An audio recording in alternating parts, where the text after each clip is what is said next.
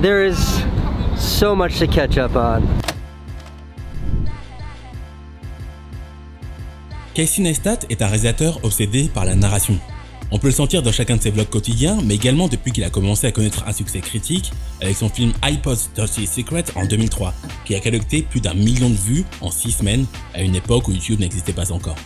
Mais c'est dans le format vlog qu'il a atteint le pic de son savoir-faire. Sa proposition donne pour la première fois l'impression de vivre l'histoire d'un ami, à travers son montage visuel et la manière dont la musique nous emmène d'une action à une autre. Il est dit qu'un vlog est réussi lorsqu'il nous emmène d'un bout à l'autre de son histoire sans que l'on se rende compte des choix narratifs effectués dans cet objectif. Je pense que pour Casey Neistat, avoir un parti pris narratif et une esthétique forte est le meilleur moyen de transporter efficacement son audience du début à la fin de ses vidéos. S'il n'y avait qu'un vlogueur de référence, ce sera certainement lui, tant il a impacté ce format sur YouTube. Mais là où le succès de Casey Neistat réside dans sa capacité à apporter plus d'une décennie d'expérience cinématographique dans un format qui est l'archétype de la vidéo amateur sur YouTube, je pense que le succès du format vlog, de manière générale, repose sur quelque chose de plus profond, une chose qui nous lie tous d'une manière insoupçonnée. C'est Stephen Fry qui a dit « A true thing probably expressed is a lie ». L'idée derrière cette phrase est qu'il n'y a pas d'idée sans expression, aucun contenu sans format. Aussi puissante soit une histoire, elle n'existe réellement qu'à partir du moment où elle peut être saisie par une audience, couchée sur du papier, ou dans notre cas, enregistrée par une caméra. Regarder un vlog, c'est suivre une histoire à travers la lentille de son créateur. Mais ce qui caractérise une bonne histoire, c'est sa capacité à capturer l'expérience humaine avec une authenticité, à travers une observation fine de son envergure. Et les meilleures histoires ont cette pertinence à propos de notre humanité, celle-là même qui nous permet de comprendre des éléments clés de notre personnalité, précisément ce que nous ne soupçonnions pas jusque-là et qui nous permettent in fine de découvrir des outils pour mieux appréhender notre environnement. Je pense que l'on touche ici à l'essence d'une bonne histoire. Mais voir un vlog de Casey Neistat, c'est voir un créateur en pleine maîtrise de son art, alors que ce qui caractérise l'intérêt de ce format dépasse son style, comme on peut l'attester de nombreux copycats. Ce qui fait la force de ce format, c'est qu'il ne repose fondamentalement sur rien, et qu'il contient pourtant en son sein un des plus grands dénominateurs communs. I'm starting a proper daily vlog. I'm psyched. Lorsqu'on se représente la culture internet, la première chose qui nous arrive en tête n'est pas forcément un écrivain, et certainement encore moins un écrivain du 19e siècle comme Gustave Flaubert. Et pourtant, cet exemple du passé encapsule déjà cette même mutation des arts. Gustave Flaubert a été un pionnier, tout comme ses contemporains Balzac et Zola, du courant réaliste. Un courant littéraire et artistique qui privilégie les histoires vraies, sans sentiment, et dont les personnages sont décrits en toute objectivité. À travers cette description de la réalité de leur temps, ces auteurs ont contribué à élever le statut du roman à celui d'art légitime.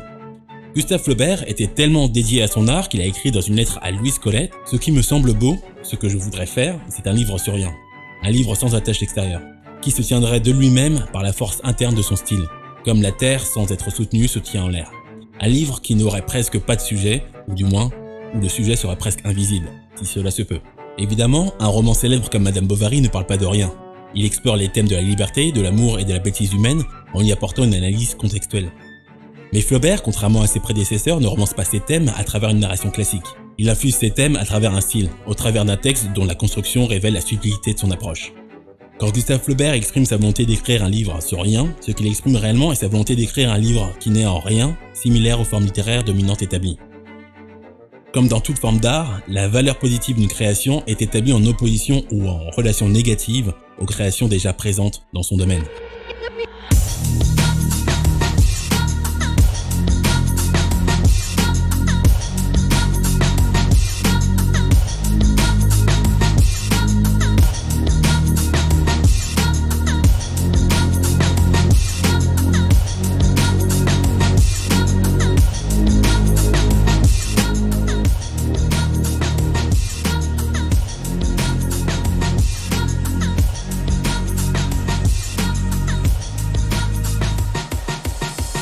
Dans un monde où l'art est devenu du contenu et le contenu peut être pensé, produit et publié à partir d'un smartphone, je pense qu'une perte de qualité est inévitable car ce qui rend une création qualitative, en dehors de sa finesse de production, c'est bien son travail préparatoire. Peu importe que son travail rencontre un succès ou non, je pense que très peu de créateurs ont pour intention de fondamentalement créer quelque chose d'indésirable. Ce qu'il y a de plus insidieux, selon moi, ce sont ces contenus qui remplissent des cases. Ces contenus que l'on pourra qualifier de sans âme s'ils étaient des films. Ces formats qui prennent l'enveloppe d'un art légitime pour au final se révéler n'être qu'une coquille vide, ne laissant aucune empreinte une fois sa substance absorbée. Ils ne sont pas nécessairement nocifs pour leur audience, mais pour moi, cela s'apparente à une to-do list où le contenu n'est que le produit de l'exécution d'un plan de carrière. Mais ce que je trouve le plus fascinant dans le format vlog, c'est cet art de l'illusion, où la vie du créateur est mise en scène dans une narration qui émule sa réalité.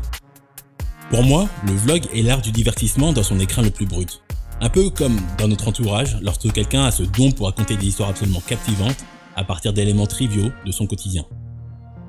Finalement, ce qu'il en reste, ce n'est pas tant le sujet abordé que le relief émotionnel généré par les choix opérés dans la construction de son récit.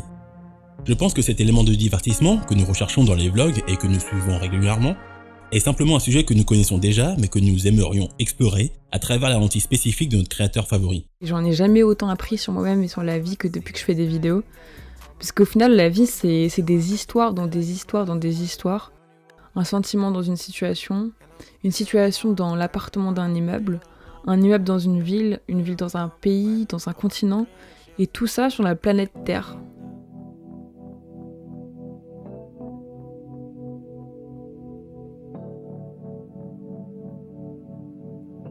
Ce qui est devenu la quintessence de l'expression vidéo personnelle s'est révélé n'être qu'un nouveau témoin d'une époque encapsulée dans un format simple et accessible. Là où le format écrit s'est depuis longtemps essayé à une exploration protéiforme de son rapport au temps, la vidéo, par le biais du montage, est par essence une succession de séquences qui manipulent le temps. Одно из искусств не может зафиксировать время, кроме кино. Существует, что такое фильм? Это мозаика из времени. Comme Madame Bovary, le vlog n'est pas stricto sensu composé de rien. Mais au lieu de renforcer des attributs moraux ou de créer un produit audiovisuel standardisé, il explore les détails quasi insignifiants de nos normes sociales pour en faire quelque chose d'explicite. Et ironiquement, ce qui est lié à la création vidéo amateur s'affranchit des dilemmes moraux pour s'intéresser à des sujets qui n'ont rien d'important, mais qui deviennent essentiels pour l'audience qui suit son créateur. Je ne pense pas que le vlog soit la réponse au manque d'authenticité des formats standardisés. Pour moi, il s'agit d'une exploration active de ce qui rend une expérience de vie intéressante en adoptant la perspective qu'une autre personne nous offre. Finalement, ces partages d'expériences qui n'ont rien d'important se révélaient être au cœur des sujets qui nous importent le plus. Oh yeah, whoa, look, they can never keep me down, I'm going, and if I ever fail, just know I'll go again. I never quit, cause I know that every loss may lead to another win. I'm going up. I bet when I land, they gon' tell me it's luck again. See that I'm winning, it's harder to watch. I'm setting the stage, you should give me my pride.